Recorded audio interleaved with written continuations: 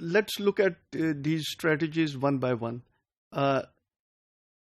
We will look at the pure strategies, which are level strategy, time flexibility strategy, and chase strategies. These are known as pure strategies. The fourth one is mixed strategy or hybrid strategy. We will not use example for hybrid or mixed strategy, but we will use examples for these three pure strategies. اور اس کے لیے جو examples ہیں اس میں ہم trial and error method use کریں گے and not mathematical model. Let's look at level strategy first. Level strategy basically it maintains stable machine capacity as well as work force levels, اور اس کے اندر کانسٹنٹ آؤٹ پٹ ریٹ ہوتی ہے. جیسے کہ نام سجیسٹ کرتا ہے, level strategy means level work force, meaning same workforce throughout the complete planning horizon, اور machine capacity بھی constant ہوتی ہے, output rate بھی constant ہوتی ہے. For example, سال میں total requirement is 1200 units کا, اور ہو سکتا ہے جنوری فیبرری ان میں کم ڈیمانڈ ہو, باقی مہینوں میں زیادہ ہو, and so on, but total requirement is 1200.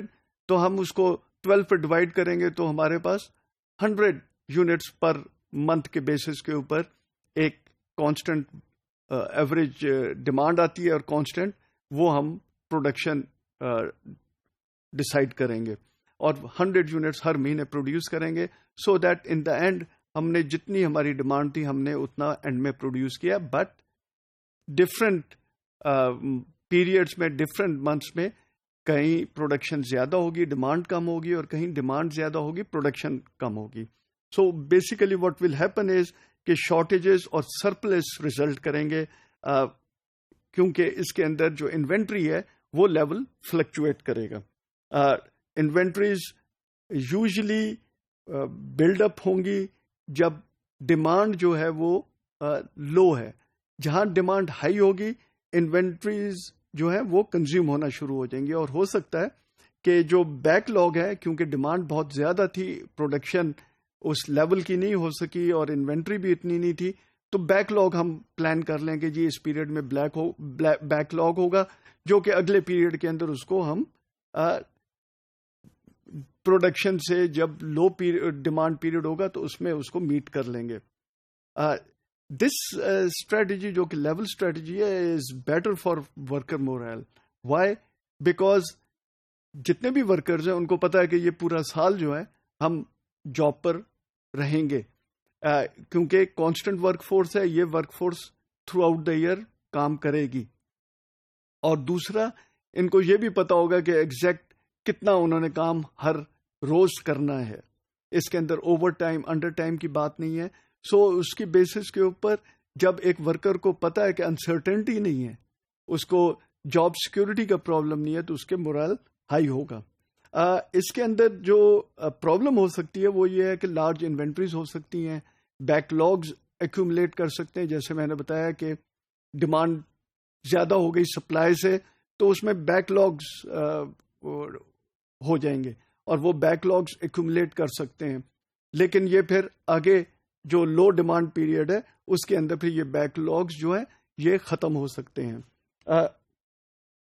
یہ جو بیسیکلی اسٹریٹجی ہے یہ اس وقت یوز ہونی چاہیے جہاں جو انوینٹری ہولڈنگ کاسٹ ہے اور جو بیک لاگ کی کاسٹ ہے, جس کو اسٹاک آؤٹ کاسٹ کہتے ہیں, وہ لو ہو.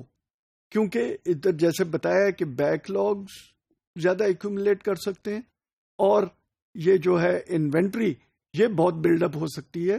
تو اس کی وجہ سے اس کی جو کاسٹ ہے اگر یہ بھی ہائی ہو تو یہ اسٹریٹجی پھر ہائی کاسٹ اسٹریٹجی میں چلی جائے گی, اور یہ فیزیبل نہیں رہے گی دوسری اسٹریٹجیز کے مقابلے میں.